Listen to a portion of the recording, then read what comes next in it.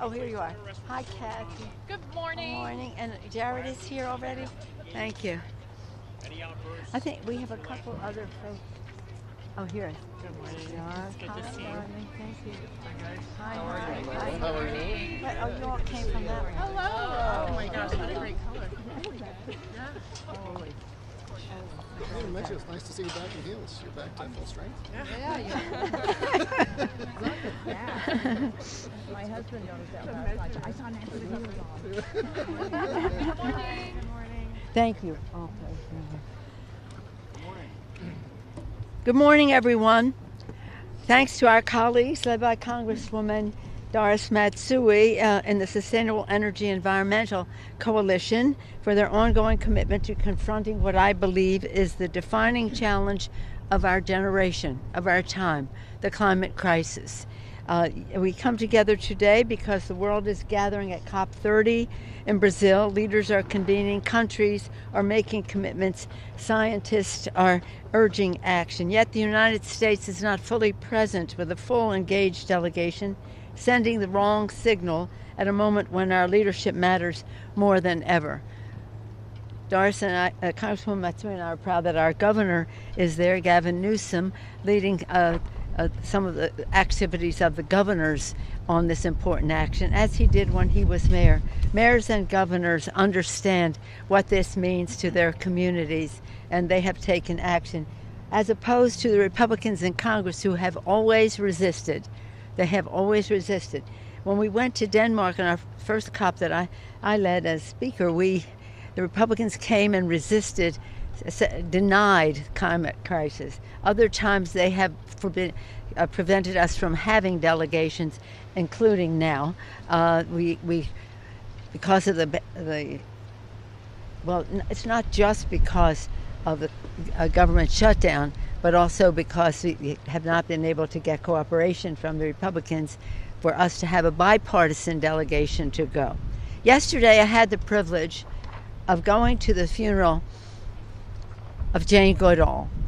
Every eulogy that was presented, and they were all inspiring, was about her, just her desire, her willpower, her commitment to saving God's creation. It was very religious. It was very, as I said, inspiring, but a constant challenge to the conscience of all of us to protect God's creation for the children.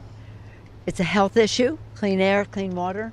It's an economic issue, good to be competitive with green technologies globally. It's a defense, a security issue. It's a security issue because issues like drought and famine and all that cause migration, which also becomes a security issue for many reasons. And when you see the encroachment of deserts, the drying up of rivers, all the things that are happening because of climate, severe storms and the rest, you know that we have important work to do. And so it is a moral issue to leave this planet in better shape for future generations. And that is what has been I was with President Obama when we were in Denmark, some of us together there.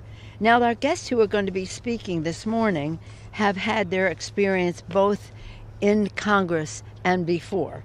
I'm happy that we're joined by Jared Huffman, who came to Congress with a full resume from the state legislature and otherwise on this subject. He is the chair, he will be the chair of the Natural Resources Committee. Kathy Castor was the former chair of the Climate Crisis Committee and really produced the IRA. We're very grateful to her for that. Doris Matsui, as I mentioned, is the co-chair of the Sustainable Energy and Environmental Coalition, SEEC, and again, member of the Energy and Commerce Committee. You'll hear from them. And then Sean Casten, who before he came to Congress in the private sector was a leader, and he understands how to bring the private, nonprofit, and public sector together on this important issue. Representative Ansari really was a representative to a COP in her own her own profession before she came to the Congress and brings considerable experience to the issue here, because it has to be about everyone together, public, private, nonprofit. We're also going to be joined by some other members we'll acknowledge as they come. But what I want to say is when I became Speaker the first time, my flagship issue was the climate crisis. As I said, I saw it as a health, economic, security, and moral issue. We established a climate crisis committee, a select committee on the climate, and we produced the Waxman-Markey legislation. It did not pass the Senate, but it was a banner piece of legislation which we took to the COP countries. Heads of state said, "How did you all get that passed?" Because it was so remarkable. Again, we had some bipartisanship at that time, but that has dwindled now. So again, as they gather there, so sad that the United States of America, one of the biggest economy in the world and one of the leading emitters in the world, is not there to again protect God's creation. I do believe that this planet is God's creation, and we have a moral responsibility to be good stewards of it for our own, the benefit of our country, but certainly for the children. We've seen reactions in Louisiana after Katrina to see how the community responded in a way that recognized the relationship between, that's just one example of the relationship between the climate crisis and intensification of storms and the rest. So it's with great, shall we say, sense of responsibility, but also pride in the work that our House Democrats have been doing on this issue, that I yield now to the future chair of the. We're very proud as a Californian to have him as coming to be the future chair of the human resources. Excuse me, not the human resources, but they are human resources. The Natural Resources Committee of the Congress, Jared Huffman. Thank you, Madam Leader. Well, thank you, Speaker Emerita Pelosi, and thanks, folks, for being here. I want to start by thanking Speaker Emerita Pelosi for her steadfast leadership on climate action for so many years. Before I got to Congress, this is something where she has brought passion and moral clarity and policy chops and everything you want to see in a leader. The folks behind me would have been a fantastic congressional delegation to the Belém Climate Conference this week. That's where we were supposed to be. This would have been my fourth time at a climate conference with Speaker Pelosi. And it's an important moment, I think, for the world and for the United States. Here's the thing about the climate crisis. It's not going away. It might get pushed off the front page on any given day or week by any number of scandals and any various type of corruption, any disgrace that Donald Trump and his Republican enablers in Congress will visit to the front pages, as we've seen just this week. But the climate crisis is not going away. And honestly, I think one of the big scandals that should be on the front page is the way Donald Trump and our Republican colleagues in Congress have surrendered American leadership in this moment, where right now in Brazil for the past week, heads of state and dignitaries have been transported in beautiful state-of-the-art Chinese electric vehicles around Brazil. That tells you a lot about what's going on right now in the absence of the kind of national climate action leadership that we should be sending to Brazil. But the world continues to understand the difference between Donald Trump and the American people. Climate action from America continues even this week in Brazil. There's a reason that my governor, Gavin Newsom, is being welcomed as kind of a rock star in Brazil this week. The world still needs and wants American leadership. And unfortunately, the consequence of Donald Trump pulling the United States delegation out at the federal level is just that China is going to get a few more of these amazing opportunities that the United States ought to be leading on. But we're not going away, just like the climate crisis is not going away.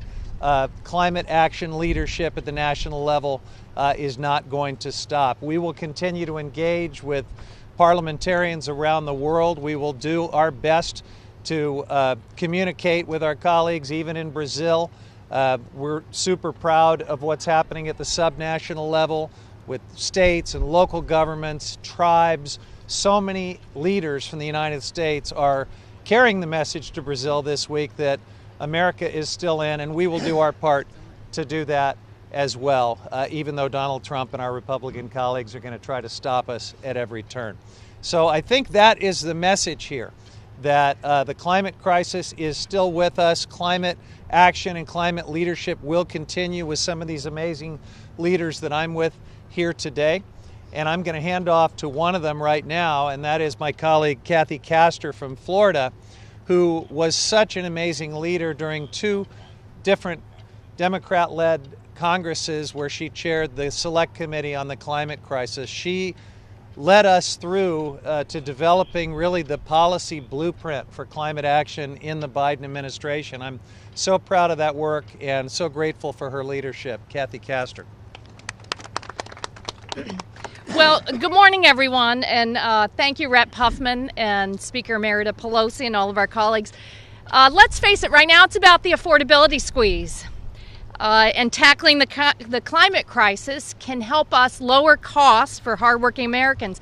Yes, we have an eye on the International Climate Conference going on right now in Brazil, and this is the year that marks the 10-year anniversary of the Paris Agreement. That was the agreement where just about every country on the planet agreed to cut climate pollution in order to avoid the worst impacts and the escalating costs of the heating climate.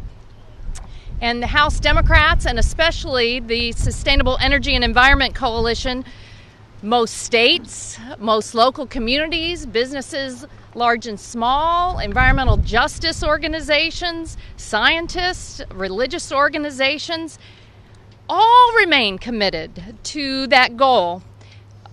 Even in the face of Donald Trump and Republicans in Congress turning a blind eye to the growing costs and escalating catastrophic events that are impacting us. It's just 1 year ago that my community was devastated by two back-to-back hurricanes.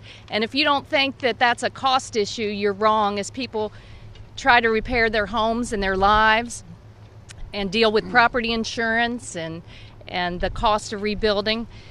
And as climate pollution increases, I just want to say to everyone that's like, oh, this is an environmental issue, it's an esoteric issue. No. The climate crisis isn't just about the weather. It is about your wallet. Household electricity prices are up 10% this year.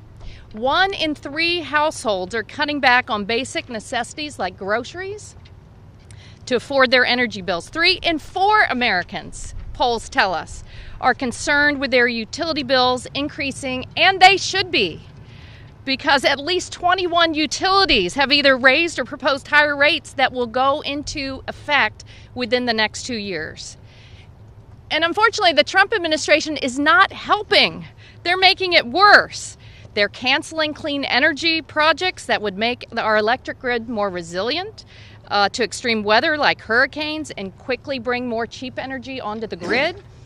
Instead of embracing cleaner, cheaper energy, President Trump is forcing old polluting coal plants to keep operating past their retirement dates.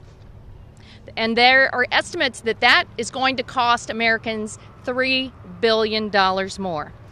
At the same time, the Trump tariffs are making it much more expensive to upgrade our grid, driving up costs for poles and wires, substations and transformers.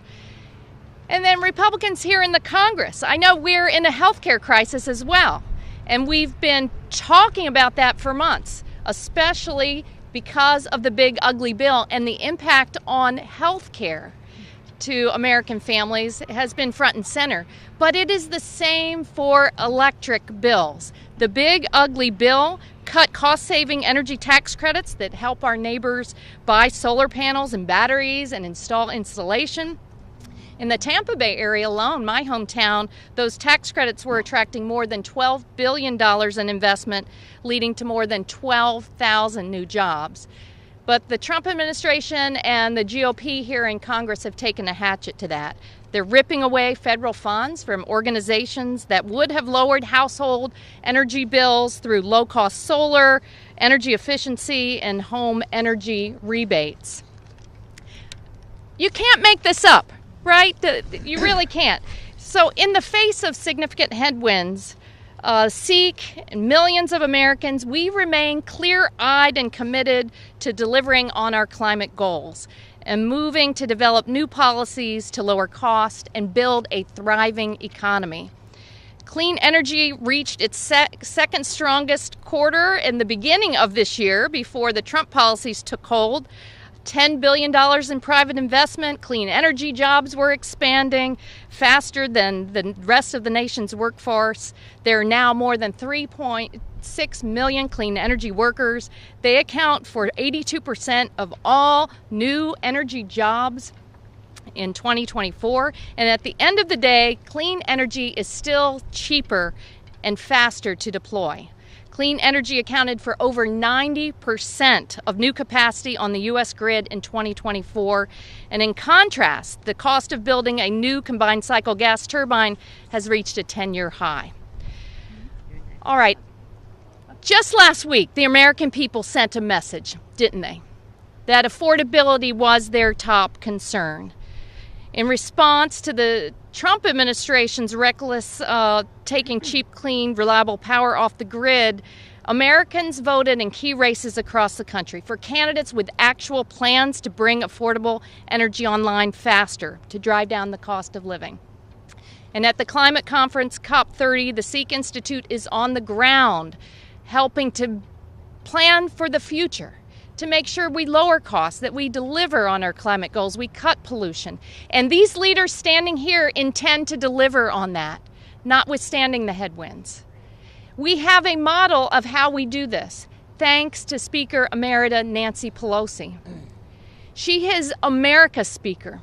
She has always kept front and center the cost of living for hardworking families.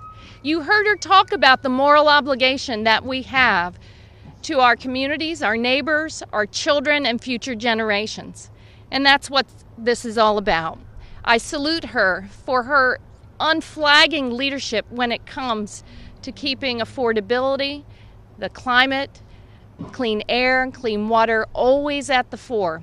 And she's had champions marching along beside her like Doris Matsui, who's going to speak next, of California, a long-standing member of the Energy and Commerce Committee, a leader on the SEEK Institute and SEEK Board who understands the moral obligation we have to our kids and future generations. Thank you.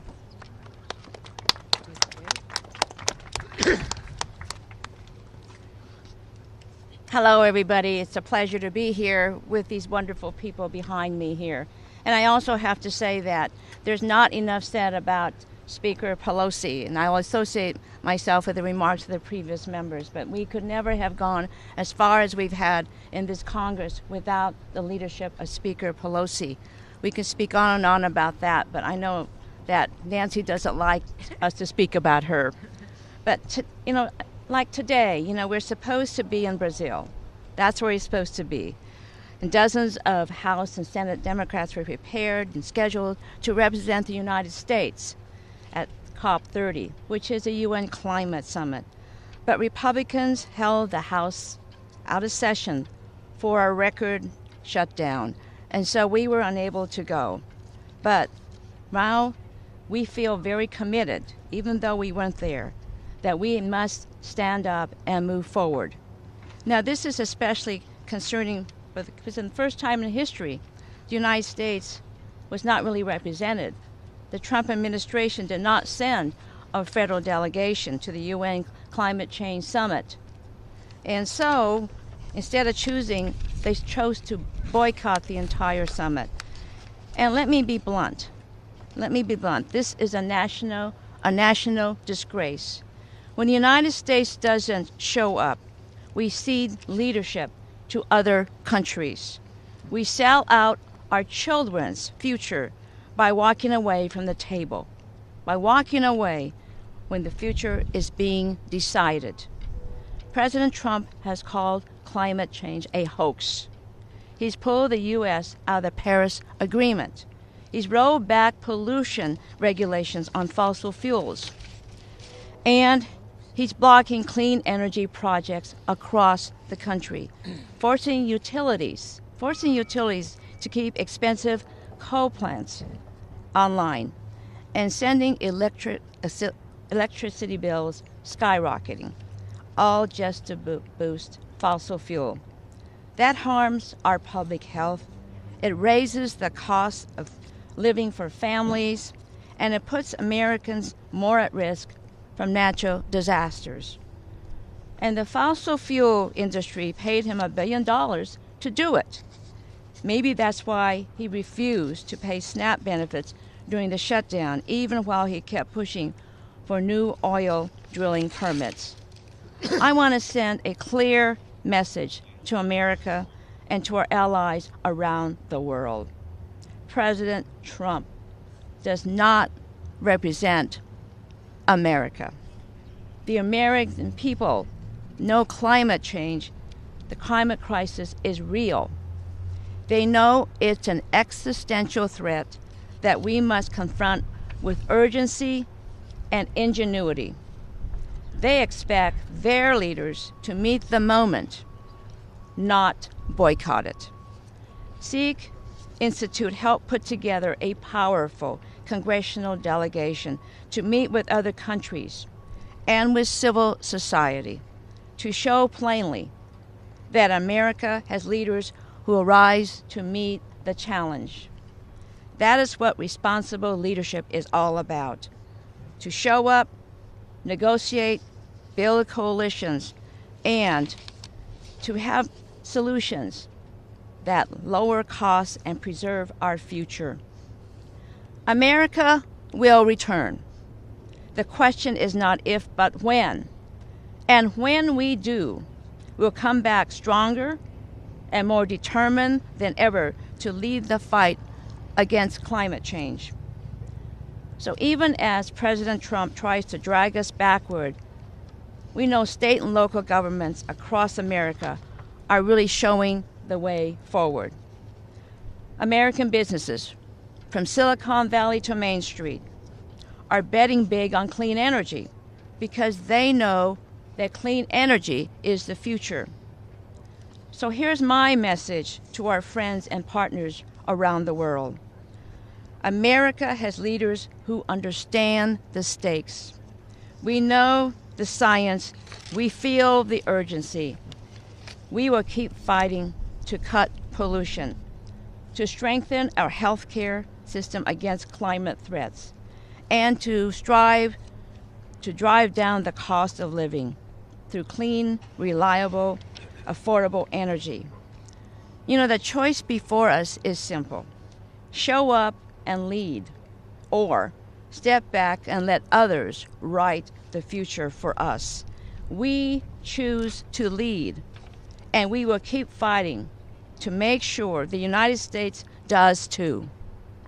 Now, I want to turn this over to another one of our champions here, who has been very involved in the private sector and also government and liaising all of this. And so he's one of our leaders in the Seek Coalition. I'd like to present Sean Casten. Thank you, Doris. You know, Abraham Lincoln, savior of our country, father of the Republican Party, famously said that the purpose of government is to do what the people can't rightfully do for themselves. And I can't tell you how proud I am to be standing with this group of public servants who understand that that is the purpose of government, and who all in various ways have dedicated their life to making sure that government does for the people what they can't do for themselves. It makes me sad that people with that vision are currently in the minority in the House, but it gives me great optimism that these people are here. It's also worth noting, and I think Kathy Castor had mentioned this group of people here, plus Sheldon Whitehouse, would have been the entirety of the U.S. federal presence in COP. We did not have a budget from the House to travel to that trip. We did not have money from the State Department. We did not have the kind of diplomatic support that normally happens when you travel as a representative of the government, and yet everybody here was committed to going because we knew how important our voice would be, because this is an enormously important COP. We're sailing into this knowing that we are on the verge of, if we've not already overshot, 1.5 degrees of warming, which is the point at which all of our scientists have said we hit irreversible tipping points and we cannot avoid the worst effects of climate change. In order to stay under that level, every country has to commit to NDCs, these national commitments that are sufficient to stay below that level. The collective NDCs are too low. The countries that have made those pledges are not living up to those pledges, and there's a lot of cat herding that's going on at COP to try to get that done. The United States, of course, by pulling out, doesn't even have NDCs anymore. One would hope, maybe one would fear, that when the United States steps back from a position of global leadership, the Chinese would step up. What we're actually seeing is the Chinese committing to much less ambitious targets than we know they're capable of and not filling that void, which requires some diplomatic pressure from those in a position of leadership that's there. There's also a subtext going on at this COP, facilitated but not exclusively caused by the United States pullout, of what is the future of multilateralism. Does the rules-based international order still survive? And if it doesn't, why should any country sacrifice their own narrow short-term self-interest for the collective good, for making sure that they are doing for the people what the people can't rightfully do for themselves? The United States, and specifically the Trump administration, is the cause of much of that problem. The United States is also the only country that can potentially solve it, because of our presence, because of our history, because of our scale, and we need to get back there. And I say that because I want to close with a bit of hope. As much as we are failing as a nation to live up to the urgency of this moment, the private sector folks who are there, the state officials who are there, can look proudly and say what the United States has actually done, often in spite of our energy policy, not because of it, is we've seen no growth in oil consumption in the United States in the last 15 years. We've seen a collapse in coal consumption. We've seen a surge in renewable energy generation. And as Kathy Castor mentioned, virtually all of the new generation coming onto our grid is renewable. The fastest growing vehicle segment is electric vehicles. Natural gas is increasingly an export commodity because it can't compete in the United States. Those things are all happening because clean energy is cheap energy.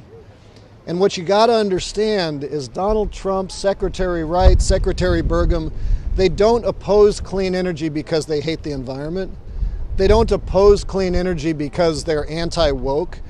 They oppose clean energy because, like all mediocre men, they fear competition. Yeah. These people made their money selling oil and gas. Donald Trump's family depends increasingly and illegally on money from the Saudis, from the Qataris, from the Emiratis, who not only want to make sure that we continue to use oil, but they want to make sure that the price of oil is high. What scares the dickens out of them is that competitive markets might come along and offer a cheaper alternative. And as soon as we can get back to a world where United States energy policy puts the interests of consumers over the interests of producers, we're going to start kicking some patukas. And that patukas kicking is already happening, not fast enough. So I'm sorry we're not with our friends in COP. I am grateful to everybody who was able to be there. And I would just ask everybody here to keep fighting for competitive markets, keep fighting for the environment. And in the words of Dr. John, winners don't ever quit. So keep on winning. I often say that the only good thing Donald Trump has ever done for our country is encourage good people to get into public service. And I am, a great example of that coming up is my colleague Yasmin Ansari, who was a representative to the United Nations, has dedicated her life to climate change. Could have done a lot of things other than this, but felt the calling in this moment, and we're lucky to have her as a member of our team. Yasmin. Good morning, everyone. My name is Yasmin Ansari. I proudly represent Phoenix, Glendale, and Guadalupe in the U.S. House of Representatives. It is an honor to be here. Exactly 10 years ago, I was preparing to go to my very first COP, COP21 in Paris, when I was serving as an advisor on former Secretary General Ban Ki-moon's climate team. I can tell you firsthand that without the leadership of the United States, former President Barack Obama, Speaker Pelosi, and so many of the people behind me, the Paris Climate Agreement never would have happened. It was the immense amount of work of the Obama administration, the work to cooperate with China, to make that historic agreement happen, where nearly every single country in the world committed to reducing greenhouse gas emissions in line with science. And what has happened since then, with Donald Trump leading the charge with oil and gas companies, is an absolute disgrace and abdication of the United States' responsibility in the world.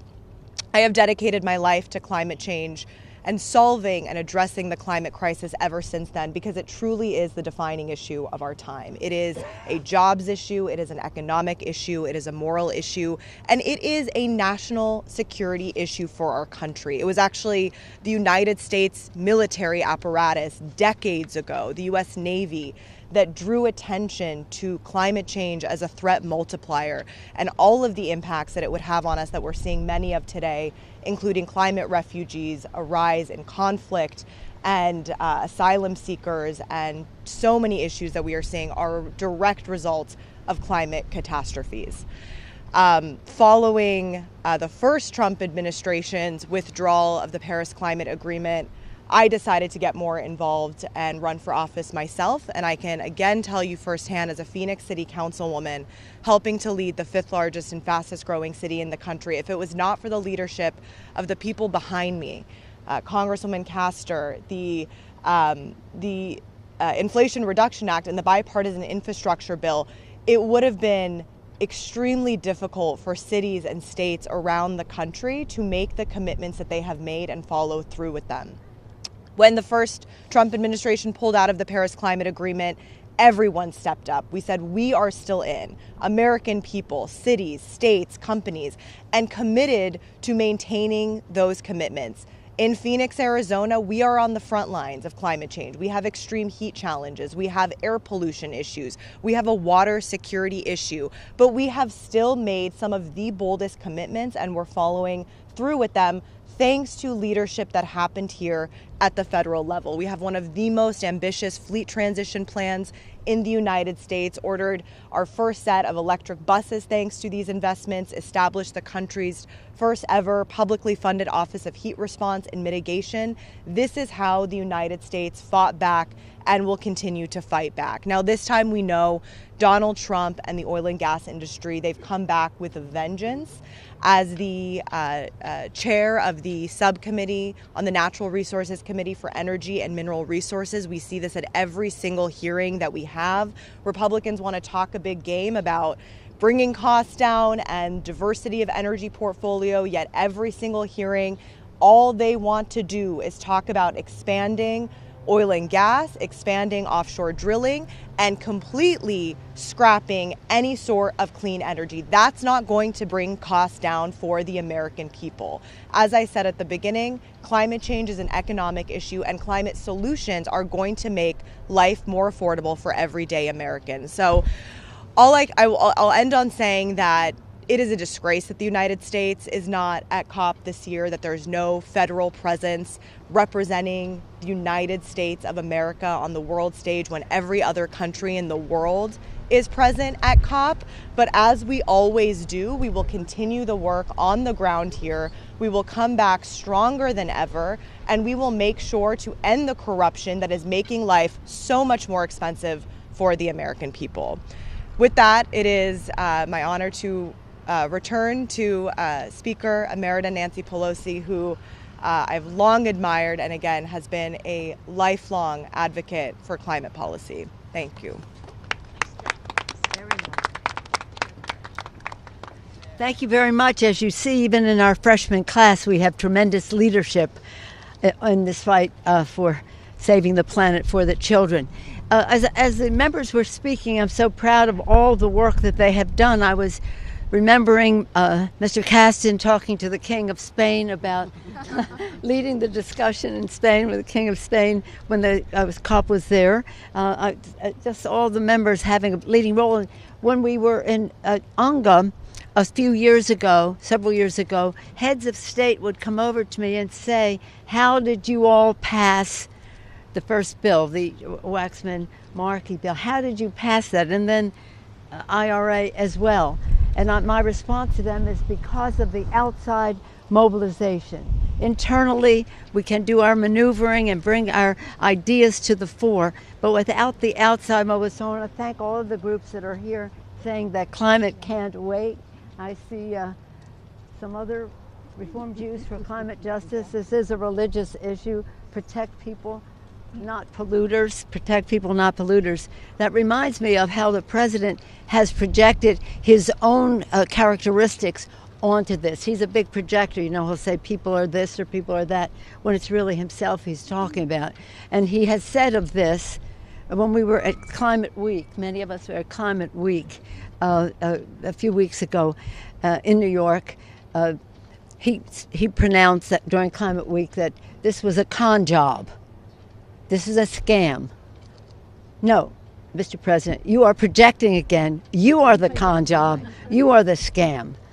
You do not believe in science or responsibility or anything, and it's all about money in the pocket of your friends and billionaires, as we have seen even with health care.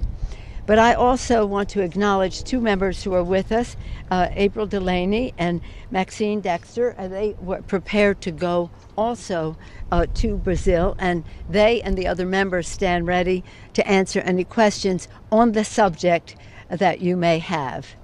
And again, I want to just say about Kathy Castor at the table, because as I say, the outside mobilization is so important. At the table, she had environmentalists and labor and business, religious community and scientists, farmers and venture capitalists, every aspect of what goes on. And from you. and then we also, some of us on the immigration issue had traveled to the Northern Triangle a few years ago, and what we found there is one of the reasons people were migrating to the United States is what has been mentioned, and that is they had a drought, the people couldn't farm, so they didn't have a job, and they didn't have the food that farming would produce. Hence, they were coming to the United States. So this is, again, as the Congresswoman mentioned, a migration issue, which is an economic issue. So this is, again, economic, as Congresswoman Castor said. It is not only a moral issue, but it is an affordability issue as well. Any questions on the subject for our colleagues? Where? See? Yes, sir. There. I thought I saw someone over there. No? No questions on the subject? No. Yes, okay. Speaker Meredith Pelosi, is it because of the government shutdown that you could not travel to Brazil? Well, it was one of the reasons. The other reason being, well, let's just say, and it has been addressed by my colleagues, Mr. Huffman addressed it, they would not provide what we would normally, when we would go to these meetings, we would have transportation that would facilitate that. We would have security. A large number of members of Congress go someplace, it's really important to have security. And we always have, but they withheld all of that. So we had to put together our own arrangement for that, which we did. And that's why I'm so proud of this group. We raised the money to meet the needs that we had, but having the vote this week, the shutdown is one thing, but having the vote was another reason. Did anyone want to speak to that? That's true. That's it. Anybody? Okay.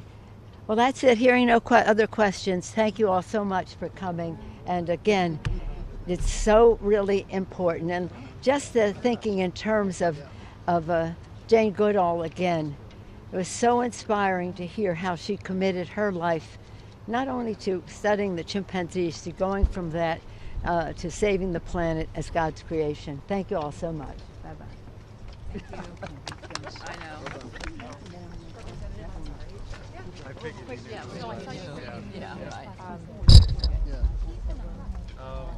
Yeah, my fellow. Yeah.